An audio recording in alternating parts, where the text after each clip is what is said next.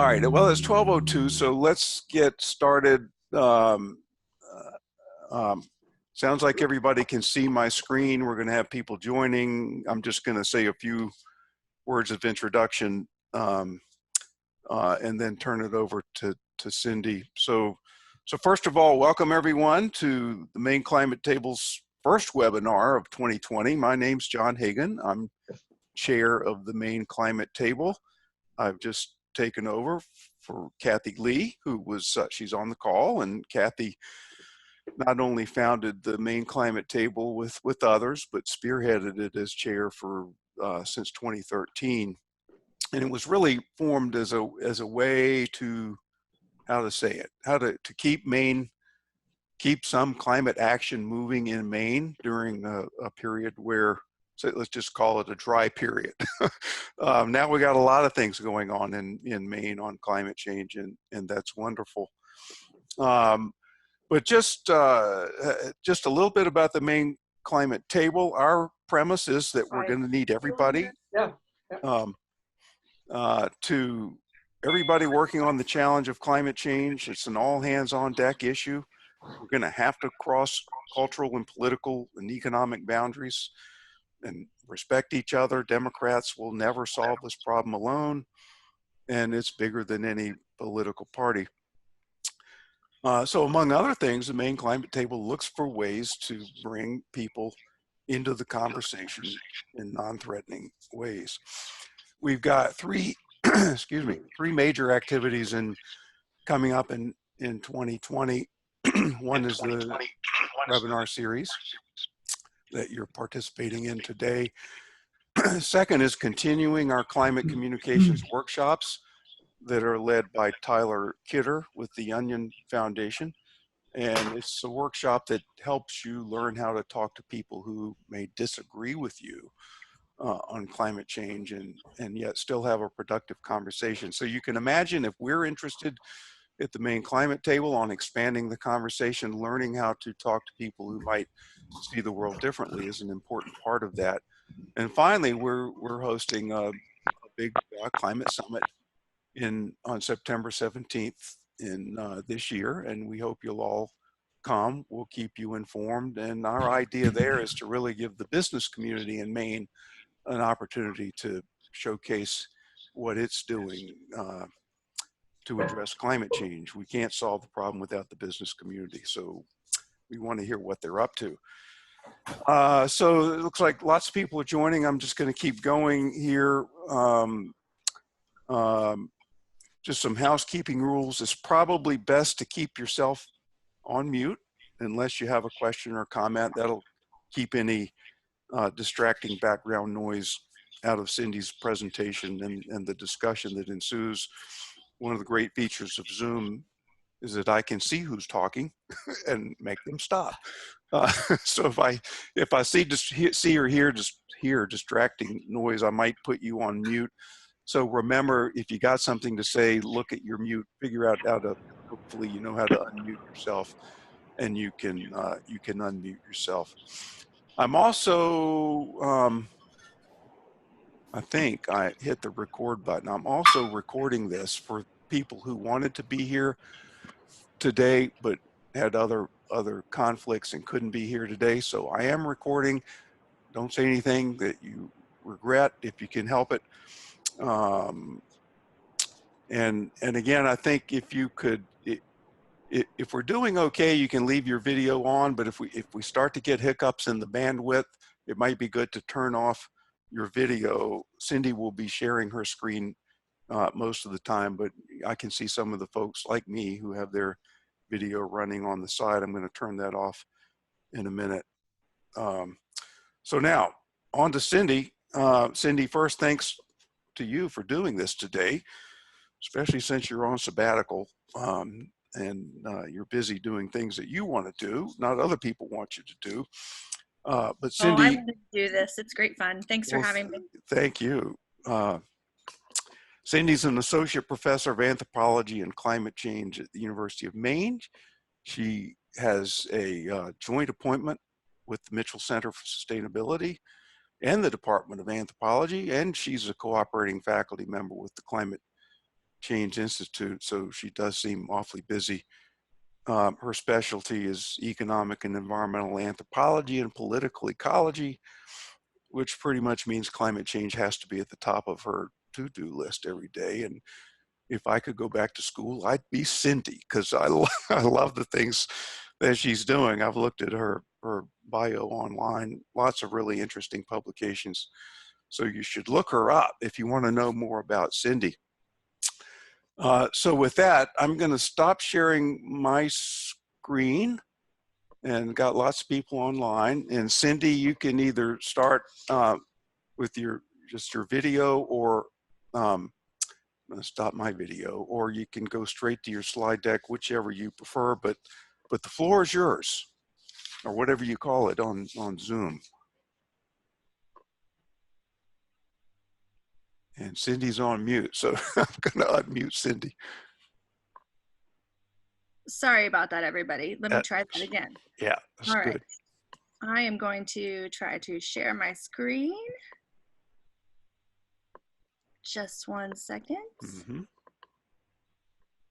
And get back, hopefully, to the beginning of the presentation. To the beginning.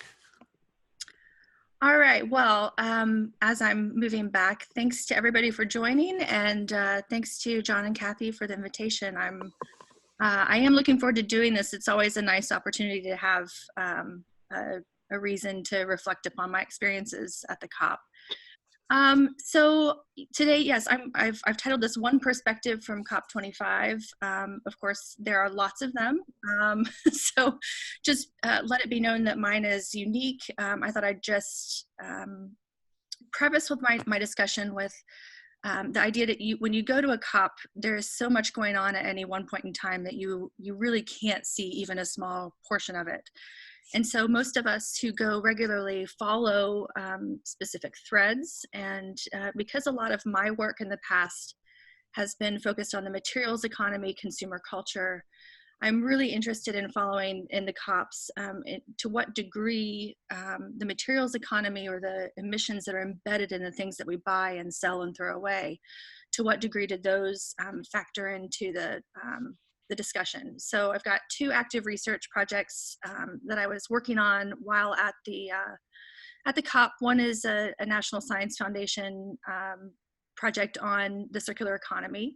So understanding to what degree circular economic systems are playing into discussions about mitigation and adaptation.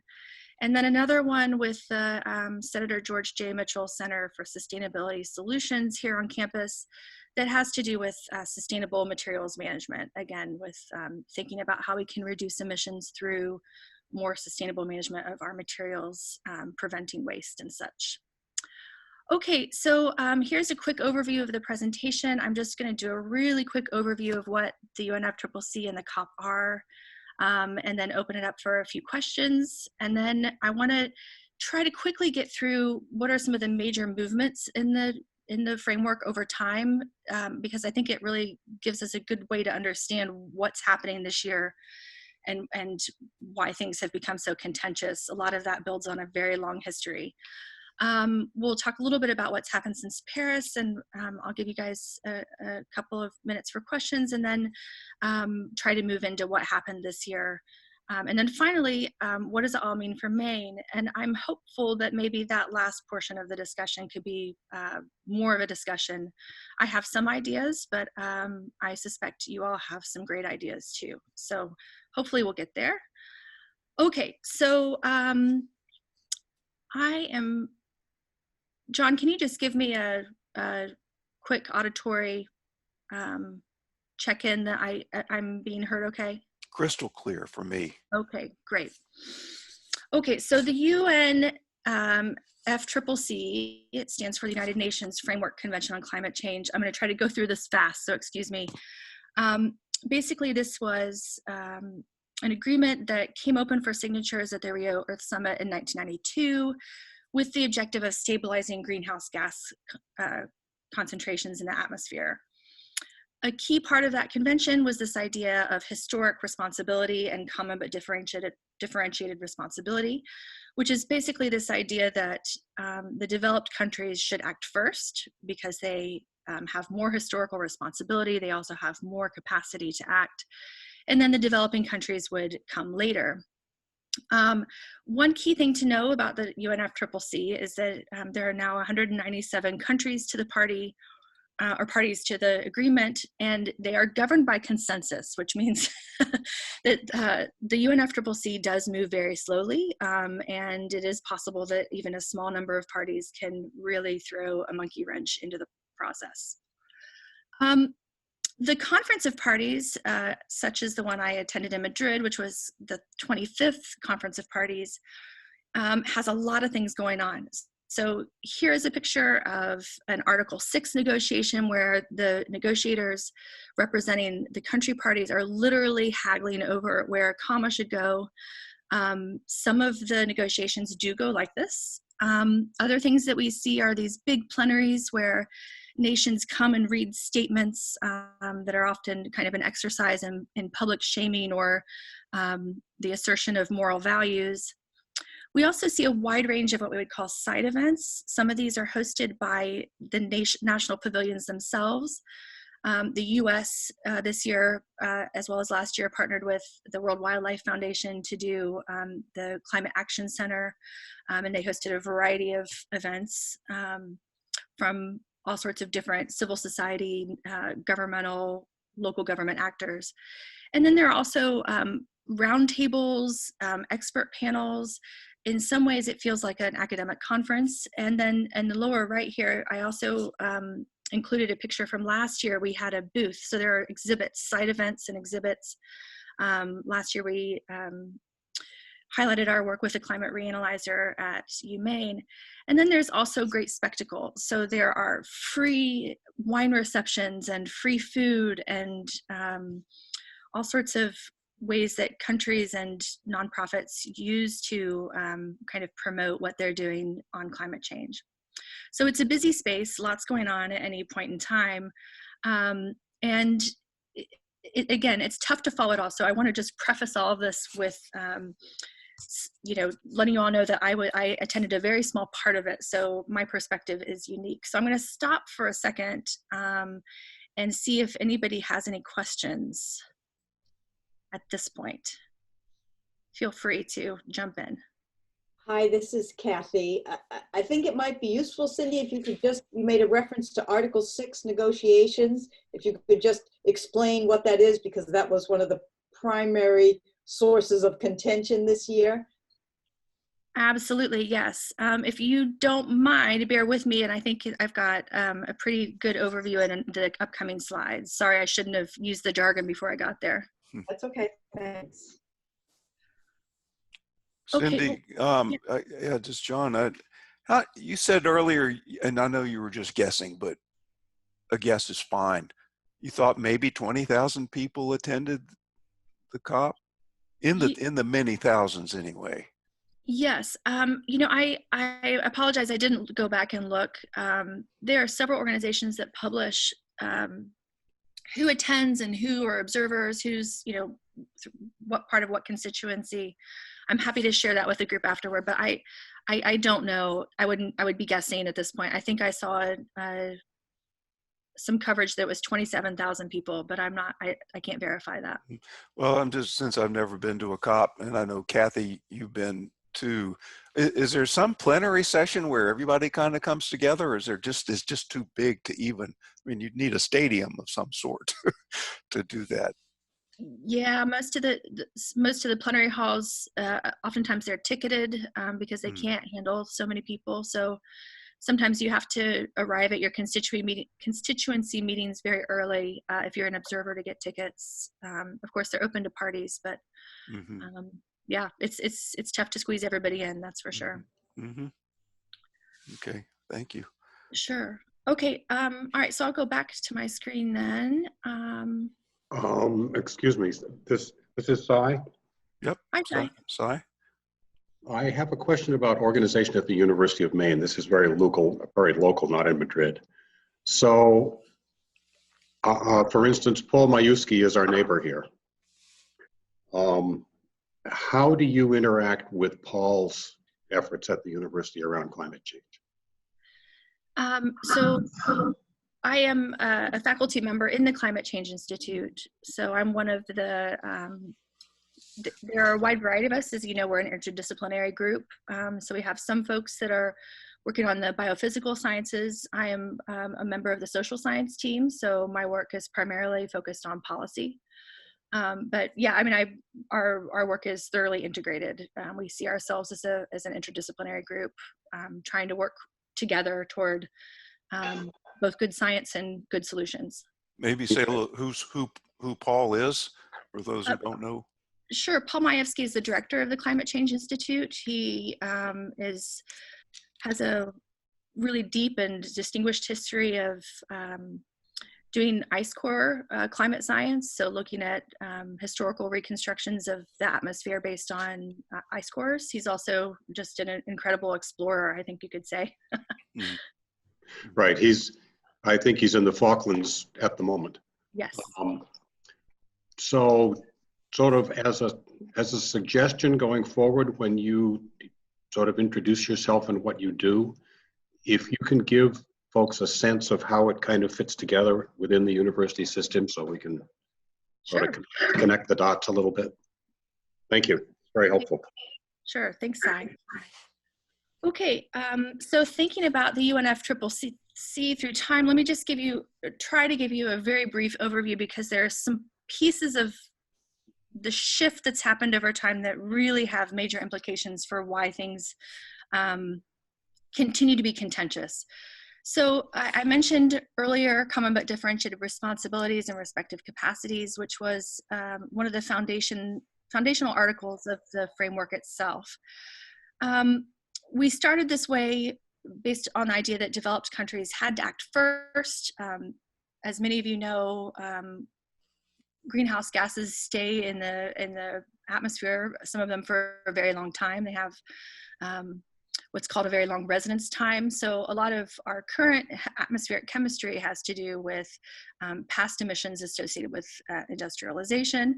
So that was basically the idea. And what people say is that the Kyoto Protocol and the UNFCCC set up a differentiated approach, meaning that it really kind of split the world into this developed countries, developing countries, and kind of bifurcated things.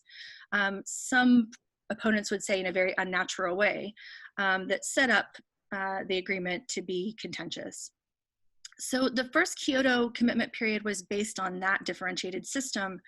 And the goal was that between 2008 and 2012, in that first period, on average, we would have the countries with targets, so developed countries would have a 5.2% reduction over their 1990 emissions. However, as many of you know, the US failed to ratify the Kyoto Protocol. Much later on, Canada withdrew, and it started to become clear, I would say around 2010, maybe even 2009 really, that the Kyoto was not going to turn out to be all that folks hoped it would be. There was an attempt through the Doha Amendment to set up a second commitment period that would run from 2013 to 2020. Meanwhile, there's this secondary track kind of developing, but the Doha Amendment failed to get any sort of commitment from the US, Canada, some of the major players. And it was clear that the Doha was not going to be effective. Part of the reason that we started to see a major shift during that time period was some contention around even the basic science. So some folks, as this image projects, which is contentious, and I would I would urge you to take it with a grain of salt. It's only looking at carbon emissions, not all greenhouse gas equivalents. And it also includes some of the Eastern European countries that had a pretty significant decline in emissions as well. But then we see figures like this, also scientific figures that show that we're projecting pretty significant emissions increases from what had previously been considered developing countries. And this is really the reason for a major shift over time, was that some of the most powerful countries, including the US, Canada, Australia, started to feel that it was unfair and would put their economies at a pretty significant economic disadvantage if they didn't get an agreement that was not bifurcated, if they didn't get an agreement that included everyone. And so that's why we saw the Paris Agreement. There was, of course, a lot of background to this. It didn't just pop up in Paris. Suddenly we knew, starting in Copenhagen, that things were going to start to change. So what to know about the Paris Agreement that is continuing to create a lot of contention, including this year, is that the idea of common but differentiated responsibilities and respective capacities really kind of shifted. Instead of it implying a differentiated approach where the developed countries act first, it really shifted things toward any sort of discussion about climate justice being linked to finance. So there was some mobilization of the idea that the developed countries would provide finance to the developing countries so that they could also act on mitigation and adaptation. So some of the major things that the Paris Agreement did, it set a temperature goals to go beyond that 2 degrees limitation and to try to pursue 1.5 degrees. It, in Article 4, had a peak emissions discussion for when we would peak for developing countries and when we would peak for developed countries. One of the most important things to note is that in terms of mitigation, it was universal. So we got rid of that bifurcated approach. And there was supposed to be a legally binding aspect of this. That being said, one of the ways that the Paris Agreement got through is that it required all countries to put together what are called nationally determined contributions, or NDCs. And the nationally determined part of that is what's key. These are kind of what each country thinks they can do. And there's no kind of mandate, top-down mandate for what a country should do, or any sort of science-based rationale for why a certain country would have to make a certain level of commitment. So in some ways, the NDCs have been critiqued as being, pretty flexible, and a big part of the reason we still have major ambition gaps. They set up an international cooperation mechanism. So this is Article 6, which I'll urge you all to key in on. This is primarily what stopped more significant advancement in COP25, although I'll say it's like a puzzle. It's not just international cooperation. It has to do with several of these articles that are linked together. Finance, Article 9, developed country parties shall, so this is legally binding language, provide financial resources to assist developing countries. There was a pledge of 100 billion annually to be put into place by 2020. Technology and capacity in 10 and 11, education and engagement, and then the global stocktake, which is essentially every 5 years, all the parties should come together to assess where they are relative to where they need to be and increase their ambition. Okay, so that's kind of an overview of the Paris Agreement. I'm going to give you just a really quick, checking my time, just a really quick overview of what's happened since Paris. Since Paris, really all that has happened is this effort to try to finalize the rule book. So Paris got the agreement through, but without a whole lot of details about how they were actually going to do it. So some commentators have called this 3 or 4 dimensional spaghetti. Where you've got lots of different articles and different working groups trying to coordinate and trying to weave together. And oftentimes you find that there's a knot in the spaghetti in one place that affects everything else. Some good news is that since Paris, after COP24, the Paris rulebook, while it was 236 pages of text with still a lot of brackets, it did have shall, which it is, that's legally binding language. In 260 places, it also included discussion of loss and damage, which basically means that countries who have had their property damaged due to the impacts of climate change could seek some compensation for that. And on the right, you'll see this is just an example of text. This is what the text, the Paris rulebook looks like when it's being negotiated. And as you look down through, if you see things that are bracketed, that means that some parties have opposed that text and they want it out, or they want it bracketed for further discussion. So here you can see under 2.1b, internationally transferred mitigation outcomes, or ITMOs, there's this discussion about whether they should say a verified, additional permanent mitigation outcome. So you can see it gets pretty down in the weeds. So a lot of what's happened since Paris looks like this. Oh, that's not a very good photo. Sorry, I thought it was better.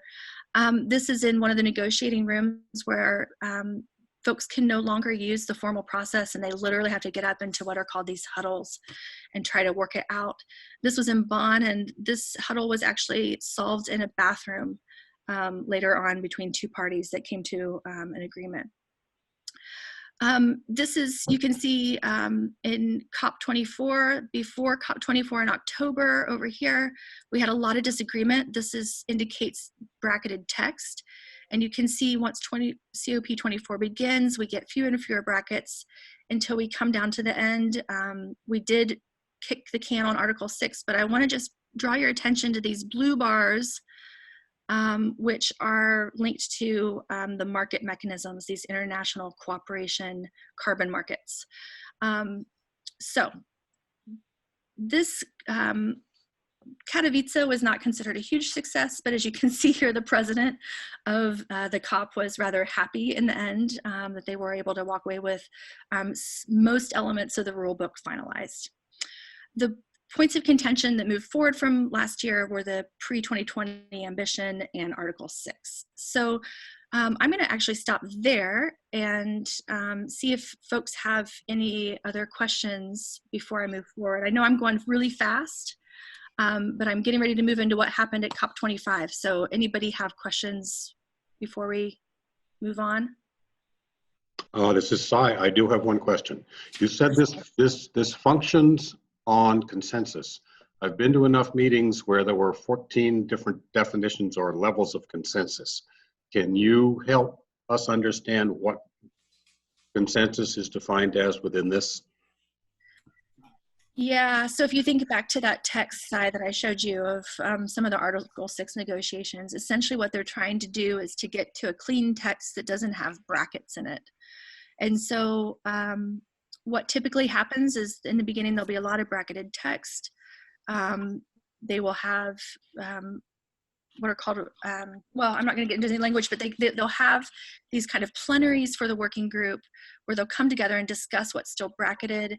Then they'll walk away and oftentimes have to work in smaller groups of the parties that are pro and opposed. And essentially when they come to consensus is when they have a clean document where everyone has kind of compromised enough to have a document that they, by consensus, agree on to put forward as official text. Right, it's a good explanation, but it hasn't answered the question I asked. Thank you. The consensus can be defined as everybody agrees. That's the best. But then there are varying levels of consensus, sort of down to, I don't agree, but I'm not going to pitch a fit and go out of here screaming if it occurs. Yeah. And I'm curious what levels of consensus are used and are sort of required in this discussion. If I can add something, my name is Alicia Ruiz. I had a chance to be a negotiator for the Peruvian delegation.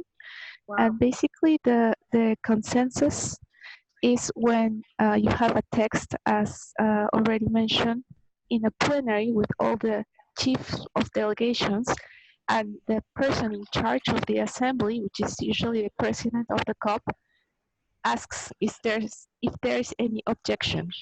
If there is no objection, which is expressed with like raise your hand, which is turning on your microphone to make an intervention, then the president of the COP endorses the text.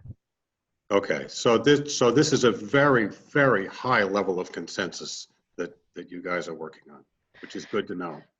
But it means that it's been previously technically exhaustively discussed. Oh yes, right, I understand that, but to say I have no objection is far different than I very grudgingly will kind of go along with this. Bug. Lisa, Yeah, thank you for that intervention. anytime. Yeah, I think, you know, as I was saying before, four-dimensional spaghetti, I think a lot of delegates and parties are unhappy with various elements, but sometimes, for example, when you really want something for the adaptation fund, you want the adaptation fund to serve the Paris Agreement, you may not like what's happening over here, you can actually work back party channels. Alicia, correct me if I'm wrong, but as I understand it through my interviews, you can actually work back party channels so that you're happier with the whole thing, even if you're not happy with every single piece of it. Oh, yeah. Yeah, we've all been through these. We've all been in enough strategy sessions and everything else to understand the process. Thank you. I have one question. Can you hear me? Mm-hmm. Yes. Go, Nancy.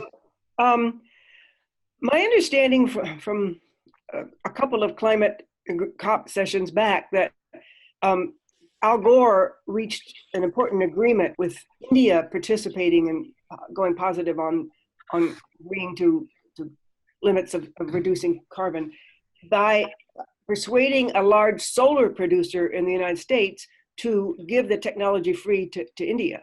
And he also talked, of course, with the World Bank about the funding behind it. So I guess I'm interested in any details you can give us about movement towards the actual sharing of funding and technology from the countries that have it to those who don't. Thanks, Nancy. I'm not sure I can speak specifically to that agreement. I know very little about that, but I guess one thing I could say to contribute to that conversation is that scholars have been noting since the shift to the Paris Agreement much more of a market-based focus, which draws in non-party stakeholders. Part of that has to do with the fact that we're realizing that governments aren't going to be able to do it alone and that we need much more private sector engagement. So another part of that also might have to do with this kind of, and I hate to use academic jargon, but this kind of neoliberal logic, right? This very strong market-based logic or anti-government logic that is pervasive in many countries now. So it's not entirely clear whether that's a good or a bad development. I think it could be a little bit of both. Some people worry about, more focus on the private sector as an effort to dilute the public function. But nonetheless, the financing for adaptation and technological assistance, this $100 billion that's supposed to be mobilized annually by 2020 is supposed to be an amalgamation of both public and private financing. And we're seeing now, just an incredible growth in green bonds, climate bonds. And so we are seeing a development of those private markets. I don't know if anybody else wants to jump in. I know there are a lot of people on the call that have some incredible experience here. Anyone else know more about that India deal?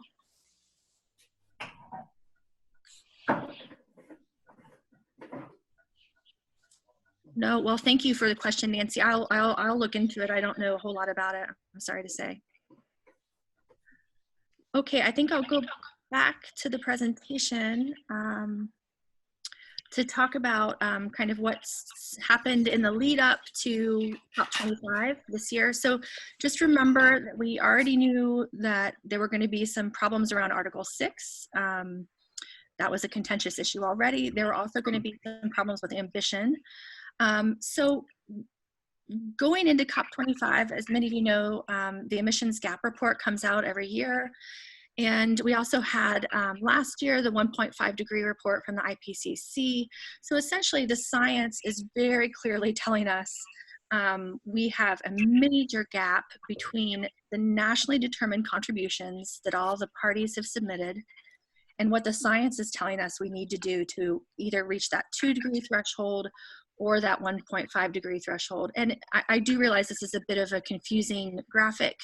But I'll just point out here, here is a current kind of policy scenario. This is the range for unconditional NDCs. So these are nationally determined contributions that are unconditional. And that has to do with, like, some countries will say, we will do this if we get this financing. That's what conditional means. And so you can see in any case, we have a really large gap here between the 1.5 range or even the 2 degree range. So we need to move quickly.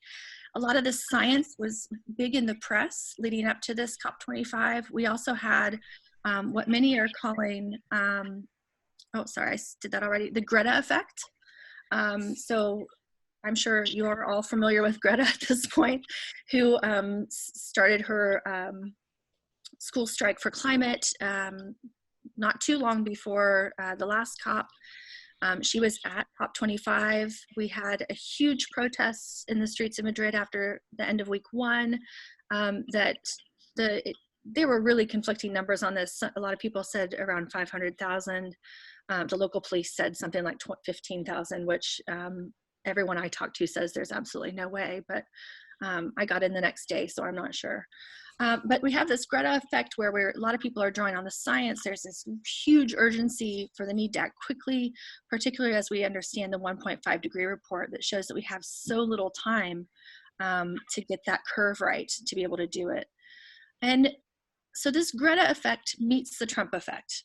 And this is basically the idea that the US withdrawal really inspired a lot of other nations, particularly, and you know, this is, lots of nations were called out, but I would say that in terms of getting the ire of civil society and even some of the organizers, Brazil, Australia, Saudi Arabia, China, were really seen as some of the folks who really didn't step up to the table to try to come to a more ambitious agreement ahead of next year. So 2020, COP26 is going to be a really big meeting. It's when the Paris Agreement really goes, kind of gets started.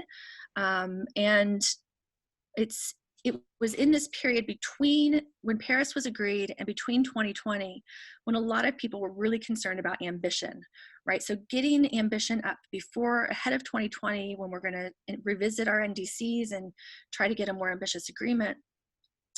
And so a lot of press folks are talking about this as the Greta effect meets the Trump effect, where we really start to see this year a big disconnect between what's happening outside the conference and what's happening inside. So I want to talk, again, noting that I have one perspective, there are other perspectives that came out of COP, that there are 3 kind of primary issues this year at COP25, and all 3 of them are very much linked to the past and to some of the concessions that the Paris Agreement made. So the first one is ambition. So Chile was the sponsor of this COP, and they named it the Ambition COP. And the idea was that given this huge emissions gap we have, and that we were not seeing a whole lot of pre-2020 ambition, right? People weren't really excited to ramp up their commitments ahead of 2020. The failure of the Doha Amendment and this idea that we're kind of in these middle years, Chile and many other folks, especially the High Ambition Coalition, were hoping to see some countries make announcements that would move them on this climate action tracker. So for example, Chile, who you see in the highly insufficient category, and the presidency of the COP was scheduled to make an announcement that was supposed to have moved them from this range up into this range somewhere. Unfortunately, due to their own unrest in Chile, were not able to make that announcement at the COP. But one of the primary kind of disappointments with what happened this year is that the biggest emitters really refused to show up. They refused to make stronger commitments. So in some ways, as Kathy was saying before the call started, a lot of people were predicting this, that with the uncertainty associated with Trump and with the Paris Agreement, a lot of the other large emitters were not willing to kind of step out on a limb. So that's one of the issues. The problem is that we did have a chance to have some pretty strong text, at least leading up to 2020, about what countries were required to do according to the Paris Agreement rulebook in those stock take years in 2020. And a lot of people understood 2020 to be the year that countries had to kind of come together, look at their NDCs again, and make significant advancements in their commitment. Unfortunately, the US, Brazil, and China were the ones who were really pushing on a weaker text. So what it says now is that we will communicate or update their climate plans by 2020. So there's no real strong language here about increased ambition, which is unfortunate. And of course, all that does is it makes this peak of achieving our emissions, this curve, that much more steep, right? The longer we wait, the steeper the curve is, and the faster the drop off has to come.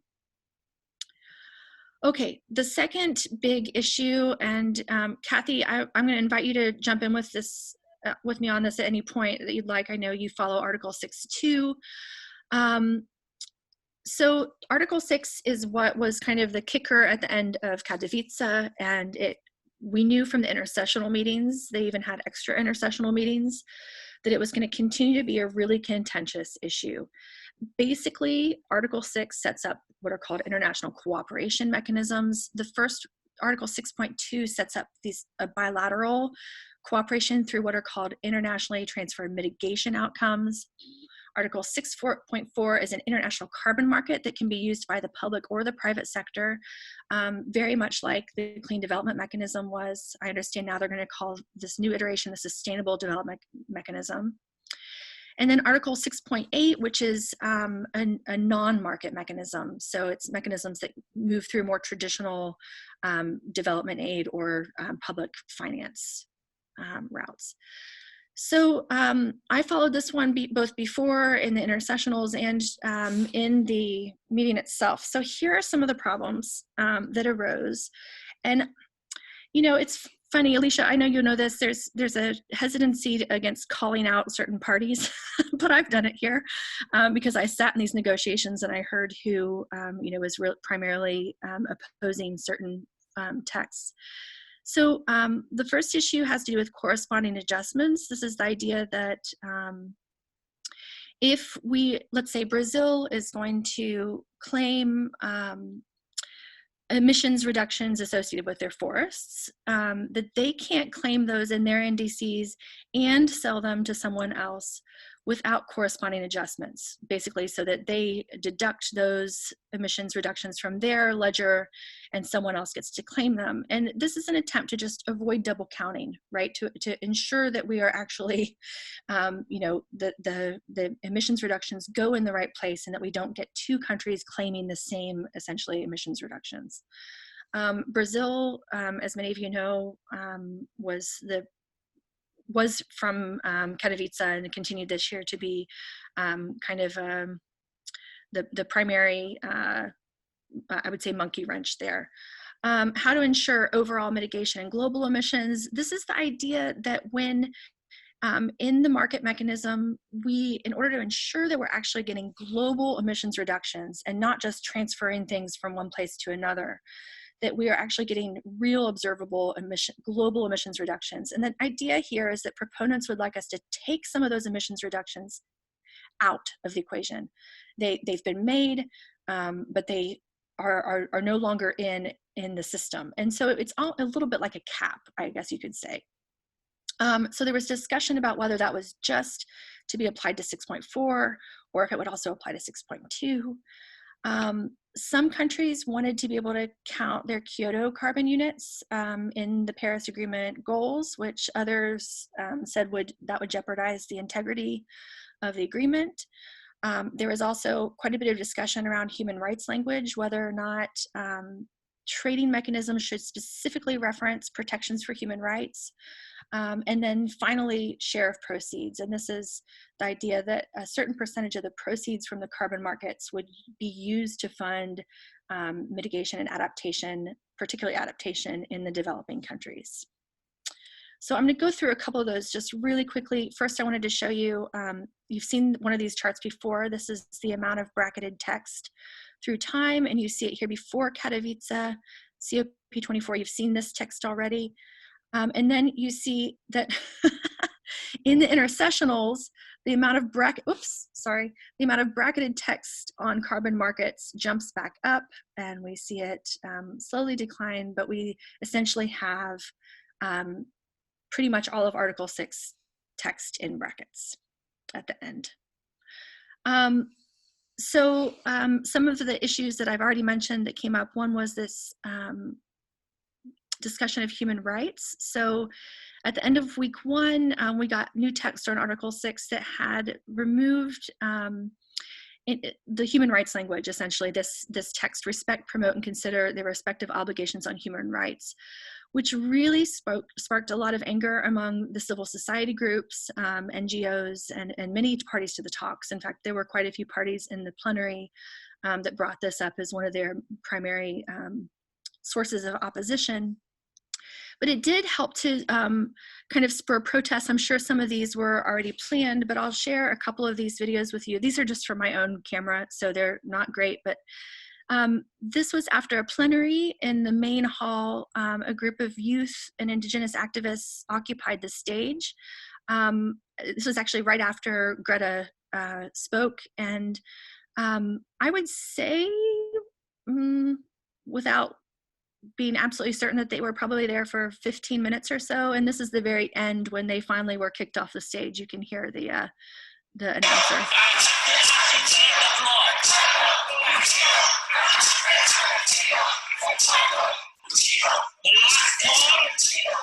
call, you have 1 minute or I'll be debating you.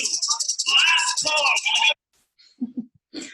Okay, so you can hear at the end, you have 1 minute or we will debadge you, which was enough to get them to stop, because no one wants to lose their accreditation. And this is a whole nother topic, but you know, it does become a bit tricky if you're badged through a certain organization. You don't want to jeopardize that organization's badges. John, will you give me a quick time check? I can't seem to get it to pull up on my computer right now. Yep, you got about 12 minutes. Okay, I'm going to try to move a little faster. Oops, sorry. The third issue is climate finance. So I mentioned previously that there was a pledge ahead of Paris that developed countries would mobilize $100 billion annually by 2020 that could be used for developing countries to mitigate and adapt. And again, this is kind of the promise that was made in the Paris Agreement, that in place of this differentiated approach. Folks would argue that this is vastly inadequate, and there's a danger here because these pledges are voluntary. They're not based, again, on any sort of science about historical responsibility. It's based on the generosity of the developed countries. The current projections, as you can see on the right here, is that current pledges are going to fall significantly short. So this has become a kind of a contentious issue for many parties, and it's implied in the market mechanisms as well, right? So we've got that share of proceeds discussion that, you know, could potentially raise money for adaptation and mitigation in developing countries.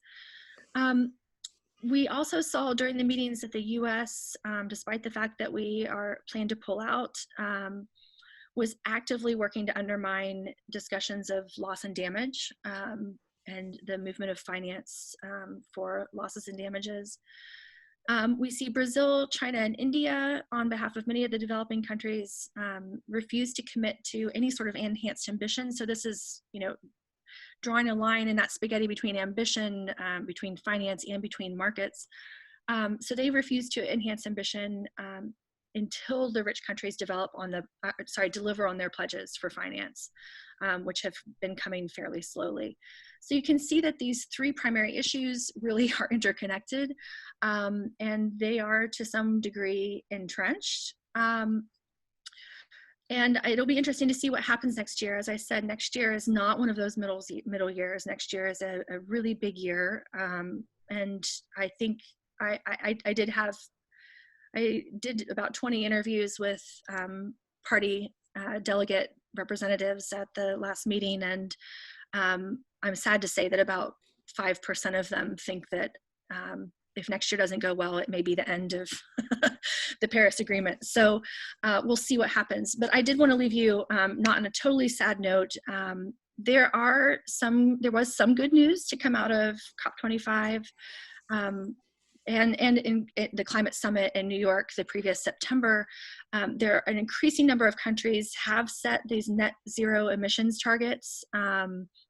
We have some binding legislation in some countries, including the UK, Denmark, and France. The EU, as many of you know, just passed their Green New Deal circular economy plan. And maybe one of the best things to come out of the COP25 was we do now have a gender action plan, which is great. I would say the bad thing about the meeting is, of course, that we used Rule 16, which basically means there's no text coming out on Article 6. Also reporting requirements and common timeframes for pledges. That was all punted. And then ugly, I would say, and this is largely personal as well. I was in the room and watched approximately 200 observers be pushed out of a huge door out the back of the venue for a very peaceful protest. And this sparked a lot of discontent, right? This happened almost exactly at the same time as a fossil fuel side event was happening. So I would say that the ugly is that we are increasingly seeing this kind of the Greta effect meets the Trump effect, where we are getting kind of a pretty significant disconnect between what's happening outside and what's happening inside. Okay, I'm going to leave it there and also acknowledge my next slide, what does it all mean for Maine, which I'm hoping this part can be, I have some ideas that I can scroll through if we get there, but I'm hoping that we can have some questions and maybe even some of your own interpretations for what this means for Maine. Okay, the floor is open. Questions, comments? This is Kathy. Thank you. As you can tell from Cindy's presentation, it's enormously complex. And the fact that consensus is required to take any action makes it even more to do anything. You know, these two tracks, there are all these people from civil society who are there to make a statement and lobby the official tracks who are representatives of government during this 2-week period. And so there's a lot of moving parts, but it was very, very disappointing, I think, that this Article 6, particularly the part that was supposed to establish a market mechanism, which was the way that private sector money would come into the whole process, went absolutely nowhere. But thinking about Maine, it's so clear that leadership matters. And if the person and the people in charge have a clear vision of where they want to get to, and it includes climate action, then it happens. And the fact that the US at the federal level and at the international level is not offering leadership really does compromise the ability to act. So when we look at the contrast of what's happening at the state level, it's very impressive. And I think, at least in the United States, this is the way that we're going to make progress, is at the state level, just like we're doing in Maine. Cindy, this is John. Did you see any movement of the private sector to just, well, this all broke down, but we're going to move anyway with green bonds and whatever other market mechanisms might be out there? Absolutely. You know, if you attend, so some people go they don't follow the negotiations at all. They figure you can catch that all in the news afterwards. Some people go just for the side events. And really, the side events are kind of what civil society and particular governments think are important. And so just for example, at the We Are Still In Pavilion, which is the US kind of subnational effort, they had such an amazing lineup, and almost all of their side events included folks from the private sector who were doing really just amazing things. And if you've seen some of the science behind, well, I shouldn't say science, but quantification or accounting for the emissions totals that are kind of adding up with the We Are Still In coalition, you'll see it's quite impressive. And you know, the US, while we may not be making our formal commitments, we do have quite a lot of action. And I agree with you completely, Kathy. I think, you know, state level actions are going to become increasingly important. I just hope that we don't allow our federal government off the hook, and that we continue to advocate for federal movement as well. Mm-hmm. Hi, Cindy. This is Parker Gassett. I have a question that follows comments from both John and Kathy. in thinking about either green bonds or different grants or funding opportunities, are those to be exclusive to different nation states, or what is the likeliness that individual US states or large NGOs will be able to apply for that funding? Oh, I mean, in terms of green bonds, I mean, you already, yeah, well, okay, let me just say this. It's climate finance landscape is so incredibly complex and bifurcated. I mean, there's so many different things going on in so many different sectors. Um, you know, the formal mechanisms, like the GEF, the Global Environmental Facility, the Adaptation Fund, um, the Green Climate Fund, those types of formal UNFCCC mechanisms typically are associated with state actors, right? They can be for kind of sub-state entities. But I think in the private sector, with the development of green bonds and green finance overall, boy, we're seeing all sorts of huge announcements. So, for example, the European Investment Bank announced, not this year, but the year before, and I'm sorry, I'm not good at recalling figures off the top of my head. I'd have to look back. They announced just an incredible amount of money that they were going to be making available in Europe for example, circular economy projects that could be at a municipal or a regional scale.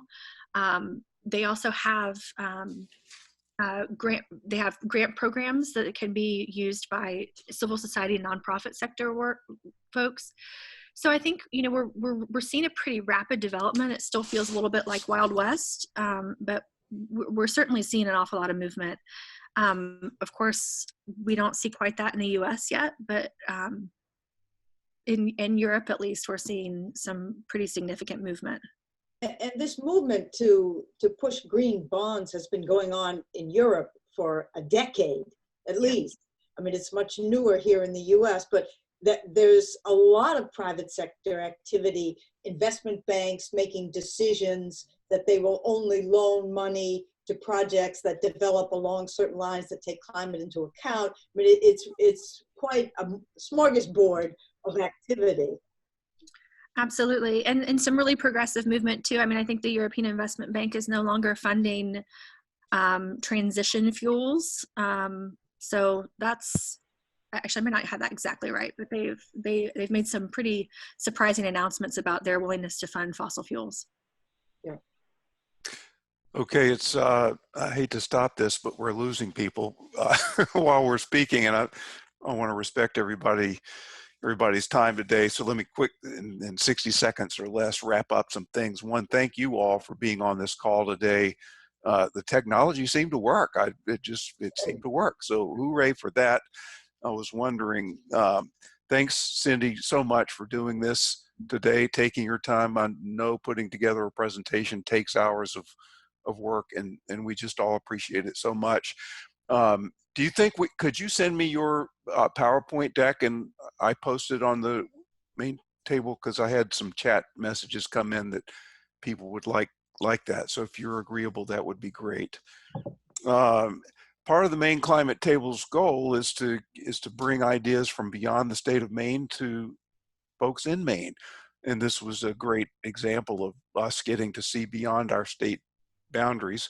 But next month we do have a webinar about Maine, and Kevin Buck and Joe Blotnick from A Climate to Thrive will explain to us how you put solar on your high school. They did it and finished it. So if you want to know how you get your community involved in a community level solar project, join us. You're on our mailing list, so I'll remind you of that. John, could you just note the date and time of that? Yes, thank you, Kathy. February 25th, which is another Tuesday, and it'll be noon to 1. We're kind of doing these over the lunch hour when we hope people will eat their lunch and listen to a webinar. So February 25th, we have more lined up for the year. There'll be one in March, but I've got to adjust the date. That's going to be about natural climate solutions. So more to come on that, but you'll be getting our announcements of webinars as they come online.